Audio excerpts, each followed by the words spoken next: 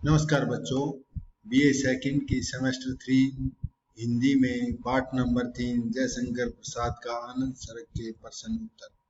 यहाँ हम आनंद सड़क की समीक्षा करेंगे। ये 8 नंबर का भी आ सकता है, 4 नंबर का भी आ सकता है। आनंद सड़क क्या था? जैसा कि इसके सार में बताया गया है कि आनंद सड़क महाकवि जयशंकर प्रसाद द्वारा रचित उनके एकमात्र महाकाव्य कामयानी का 15वां सर्ग है, जिसमें 15 सर्ग हैं महाकाव्य में। तो कामयानी महाकाव्य आधुनिक काल में आलोचकों और समीक्षकों द्वारा बहुत ही बहुप्रशंसित और बहुआलोचित है। आनंद सर्ग में जयशंकर प्रसाद ने अपनी जीवन दर्शन आनंदवाद की प्रतिष्ठा शैव दर्शन के आलोक में की है। उपयुक्त सर्ग की समीक्षा निम्नलिखित बिंदुओं के आधार पर की जा सकती है। पहला है कथानक। कथानक ईड़ा जो बुद्धि का प्रतीक थी, ईड़ा ने मानव के सहयोग से सारस्वत प्रदेश की व्यवस्था को पुनः सुचारू रूप से कर दी थी, जिसका परिणाम यह हुआ कि सारस्वत प्रदेश के सभी निवासी धन धान्य और सौजन से समृद्ध और परिपूर्ण हो गए थे। पारस्परिक जो उनका पारंपरिक वैमनस्य था, एक दूसरे से दुश्मनी थी, वैमनस्य का त्याग कर एक परिवार की भांति अपना जीवन यापन करने लगे थे। एक दिन सभी श्रद्धा और मनु का दर्शन करने हेतु कैलाश पर्वत की ओर चल दिए। उनके साथ धर्म का प्रतिनिधि वर्षभ जो बैल था वो भी चल पड़ा उनके साथ, जो सोमलताओं से आवृत था और जिस पर लटका हुआ एक घंटा निरंतर मधुर ध्वनि कर रहा था। मानव ने उस वर्षभ की रस्सी पकड़ी हुई थी और उसके दाएं हाथ में त्रिशूल था। ईड़ा बुद्धि का प्रतीक थी, वह गेरुए वस्त्र पहने हुए थी और मानव के साथ चल रही थी। उनके पीछे पीछे कोमल और सुमधुर ध्वनि करते हुए अनेक शिशु और विविध प्रकार के विनोद लीलाएं करती हुई अनेक प्रकार के युवक और मंगल गीत गाती हुई अनेक युवती और महिलाएं भी चल रही थी। एक बालक के आग्रह करने पर ईड़ा ने उस शीतल और शांत तपोवन की कथा सुनाई और जिसकी यात्रा करने के लिए सब यात्री प्रस्थान कर रहे थे, चल रहे थे।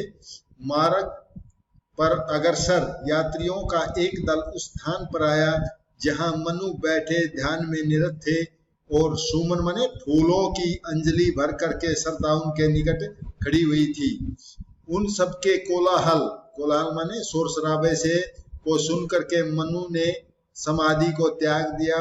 उन्हें विराट शक्ति की अभेदता के विषय में बतलाया कि यहाँ कोई भी पराया नहीं है, सब में परमात्मा एक है, आत्मा परमात्मा एक है। अपने और पराये की भावना को त्याग कर उन्होंने एक बताया।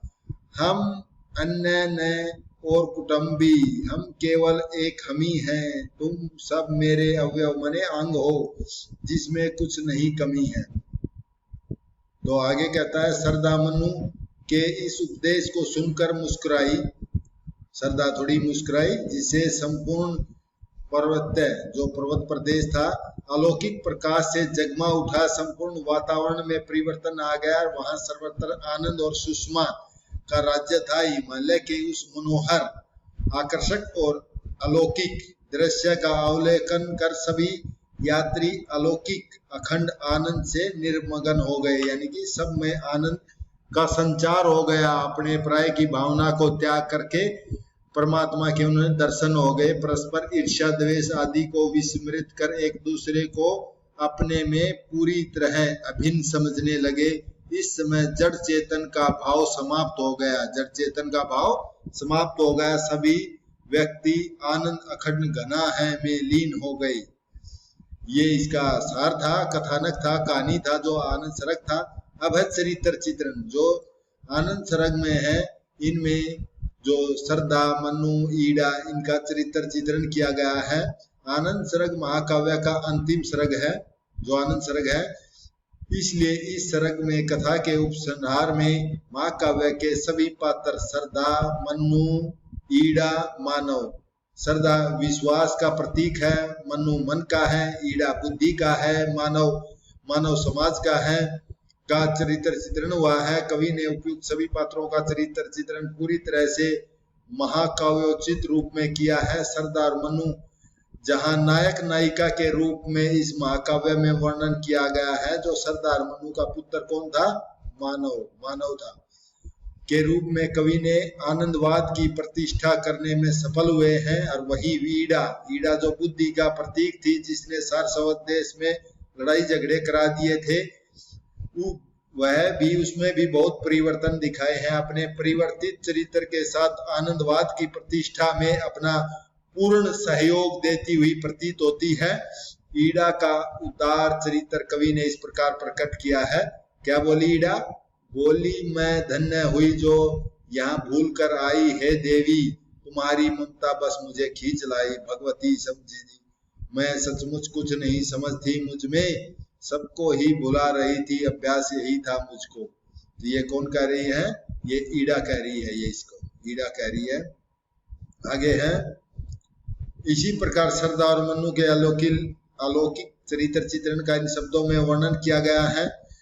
तो चीर मिलित प्रकृति से पुलकित वह चेतन पुरुष पुरातन कौन था? भगवान शिव थे। इस प्रकार वह लीन हो जाते हैं निज शक्ति तरंगित आनंद अम्बु निधि शोभायन। जिस प्रकार महासागर अपने तरंगों में लीन हो जाता, तरंग उसी सागर में लीन हो जाती है, उसी प्रकार जो भगवान शिव है वो सब प्राणियों को अपने में लीन कर लेता है। इसी प्रकार मनु भी अपनी शक्ति में लीन थे। भर रहा था अंग श्रद्धा का, मानव उसकी अपना करके ईड़ा शीश चरणों पर पुलक रही थी गदगद सवर। अब आगे कवि कहता है, इसका उद्देश्य क्या था आनंद सर्ग का? आनंद सर्ग का उद्देश्य समरसता और आनंदवाद की प्रतिष्ठा करना था। मुख्य उद्देश्य क्या था? समरसता और आनंदवाद की प्रतिष्ठा। कवि ने आनंद सर्ग में वसुधैव कुटुम्बकम की भावना को प्रकाशित किया है। यहाँ कवि कह रहा है कि हम एक कुटुंब बनकर यात्रा करने आए, सुनकर दिव्य तपोवन जिसमें अब अग छूट जाए। अग माने पाप, हमारे सभी पाप छूट जाएंगे उस कैलाश पर्वत की यात्रा करने के लिए। मनु से कुछ मुस्कुराकर कैलाश की ओर दिखलाया, बोले देखो यहाँ कोई नहीं है, प्राय सभी एक है। आनंद सर्ग में प्रसाद जी ने अपनी आध्यात्मिक भावना का परिचय देते हुए जीव और ब्रह्मा की जो भिन्नता है, जीव और ब्रह्मा की अभिन्नता का प्रतिपादन किया है। चेतन समुद्र में जीवन लहरों सा बिखर पड़ा है, कुछ छाप व्यक्तिगत अपना निर्मित आकार खड़ा। यानी व्यक्ति अपना सुख दुख समझता है, अपना प्राय की भावना है तो अलग हो जाता है। यदि सब कुछ सोचे कि सभी परमात्मा का उसी का दिया है, उसी में लीन है, उसी में जिस प्रकार पानी का बुलबुला फूट जाता है तो पानी में ही मिल जाता है, उसी प्रकार आदमी मरता है तो उसी परमात्मा में लीन हो जाता है। ये आगे कह रहा है, ज्योत्सना के जल निधि में बुदबुद सा बनाए नक्षत्र दिखाई देते अपनी आभा चमकाए। जो ज्योत्सना माने चांद की चांदनी और तारों की रोशनी अपनी आभा चमकाते हैं, वो उसी परमात्मा का रूप है। और जो जल निधि माने समुन्द्र में बुलबुले बनते हैं और मिटते हैं तो उस परमात्मा का ही रूप है। कवि अपने काव्य के मूल उद्देश्य समरसता और आनंदवाद को इन शब्दों में प्रकट करता है। प्रतिफलित हुई सब आंखें उस प्रेम ज्योति विमला में, सब पहचानने से लगते अपनी ही एक कला से। समरस थे जड़ चेतन, सुंदर साकार बना था, चेतना अविलस थी, आनंद अखंड घना था। यानी जड़ चेतन सब एक हो गए थे। लास्ट में ये लास्ट है, ये लास्ट पैरा था इसका आनंद सर्ग का, जिसमें जड़ चेतन का जो भेद था वो मिट जाता है और सबको आनंद प्राप्त हो जाता है। सबकी आनंद से, प्रेम और दिव्य आनंद से, ज्योति से आंखें खिल उठती हैं।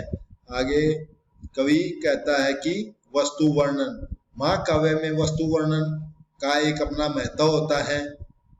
और महाकाव्य में वस्तु वर्णन के अंतर्गत नगर वर्णन, प्रकृति वर्णन, यात्रा वर्णन, युद्ध वर्णन, विवाह वर्णन, प्रोत्साहन घटना आदि के वर्णन किए जाते हैं। आनंद सर्ग में भी वस्तु वर्णन के अंतर्गत यात्रा वर्णन, प्रकृति वर्णन का खुलकर वर्णन हुआ। कवि ने सड़क के आरंभ में ईड़ा, मानव, सारस्वत प्रदेश के निवासियों की कैलाश यात्रा का वर्णन अत्यंत सजीवता के साथ किया है इन पंक्तियों में। और एक आधी पंक्ति छोड़ भी सकती हो, सभी पंक्ति याद करनी जरूरी नहीं है। तो आगे है इनकी भाषा शैली। भाषा शैली कैसी? आनंद सड़क की कवि ने अपनी तत्सम प्रधान साहित्यिक खड़ी बोली का प्रयोग किया है। भाषा सहज सरल खड़ी बोली है और भाषा अत्यंत सहज और सरस। कवि की प्रतिष्ठा के अनुरूप कुछ क्लिष्टता भी है, क्लिष्टता माने कठिनाई भी है। प्रसाद गुण भाषा में सर्वत्र व्याप्त है। अनेक सतलों पर माधुर्य गुणों का समावेश हुआ है। सरदा ने सुमनों को बिखेर कर सत सत मधुपों का गुंजन किया। जो मधुपो कौन थे? भमरों का गुंजन हुआ। वर उठा मनोहर नभ में, मनु तन में बैठे उन मन में। मनु तपस्या में लीन बैठे थे। आगे क्या है? आनंद सरंग के अधिकांश सतलों पर अभिधा शब्द शक्ति का प्रयोग किया है। कुछ सतलों पर लक्षणा व्यंजना शब्द शक्ति का प्रयोग किया और कहीं बिंब और प्रतीकों का भी खुलकर प्रयोग हुआ है, जैसे इन पंक्तियों। आगे प्रश्न आ जाता, आंसू एक विरह काव्य है, इसमें भाव स्पष्ट कीजिए। इसका प्रतिपाद्य माने इसका उद्देश्य क्या है? आंसू जयशंकर प्रसाद की एक प्रसिद्ध रचना है जो छायावादी प्रभाव के कारण इस रचना का प्रकाशन कब हुआ? 1925 ईस्वी में हुआ था। यह काव्य एक स्मृति काव्य है जिसमें कवि ने अपने विगत प्रेम, अपनी प्रेमिका की याद में और उसके वियोग में को याद कर अपनी विरह भावना का प्रदर्शन किया है। आंसू के आरंभ में ये पंक्तियां, इस क्रूण कलील हृदय में विकल रागनी बजती है, क्यों हाहाकार स्वरों में वेदना असीम गरजती है। यानी कि करुणा, करुणा माने आंसुओं से व्याप्त हृदय में, विकल माने बेचैन की रागनी बजती है, क्रंदन माने हाहाकार बजता रहता है, हमेशा रोता रहता है। यही नहीं, जब वह अपने विगत प्रेम को स्मरण करके वर्तमान में अपने को तन्हा, यानी कवि क्या हो जाता है? तन्हा हो जाता है। तो उसे महसूस होता है कि जैसे उसके हृदय में एक ठंडी अग्नि निरंतर जलती रहती है, ठंडी अग्नि, आग जलती रहती है और आंसू उस अग्नि को भड़काने में ईंधन का काम करते हैं और जो सांस है वो उसको हवा देने का काम करती है। जैसे इन पंक्तियों में, शीतल ज्वाला जलती है, ईंधन होता दरक का, व्यर्थ सांस चल करके करती काम अनिल का।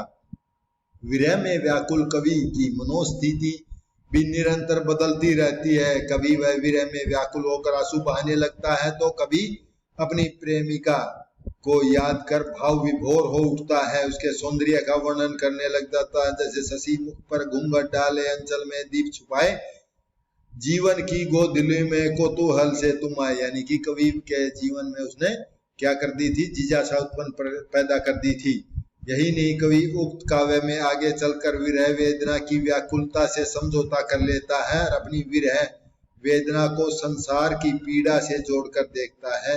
विरह में सुख की अनुभूति करने लगता है। अपनी आंसू को अंजलि आंखों में भरकर क्यों पीता है, नक्षत्र पतन के क्षण में उज्जवल होकर जीता है। यही नहीं, आगे बढ़कर वह अपनी विरह के स्थान पर विश्व कल्याण और मानवता की बात करने लगता है। इस व्यथित विश्व पतझड़ की तुम जलती हो मृदु होली है, अरुणे सदा सुहागनी मानवता के सिर की होली। यहाँ कवि कहना चाह रहा है कि यह पतझड़ की तरह है, जो मनुष्यों का दुख है उसको झट जाना चाहिए और होली की तरह उस दुख को जल जाना चाहिए, उस पीड़ा को। तो आंसू काव्य में इस कवि ने बदलती मनोदशा को देखकर आश्चर्य, आचार्य रामचंद्र जो शुक्ल है, मैंने बताया इन्होंने हिंदी साहित्य का इतिहास लिखा था, तो उन्होंने इसके ऊपर आरोप लगाए, अपेक्ष करते हुए कहा है कि कहने का तात्पर्य वेदना की कोई एक निर्दिष्ट भूमि न होने से सारी पुस्तक का कोई समन्वित प्रभाव नहीं निष्पन्न होता। परंतु जो नगेंद्र थे, डॉक्टर नगेंद्र, उन्होंने उसकी बात का क्या किया? उसकी बात का खंडन कर दिया, क्योंकि जो छायावादी कवि थे इन्होंने अपनी व्यक्तिगत विरह दुख पीड़ा का वर्णन किया है, परंतु जो आगे थे, जो आगे के कवि थे, इन्होंने अपनी जो निजी दुख पीड़ा को विश्व पीड़ा से जोड़ दिया था, विश्व कल्याण की। जिस प्रकार ये अपने जयशंकर प्रसाद कहते हैं कि अब मेरे को विश्व कल्याण के लिए जिस प्रकार तारा चमक कर अष्ट हो जाता है, उसी प्रकार मैं भी देश सेवा के लिए लोगों को दुखों को दूर करने का काम करूंगा।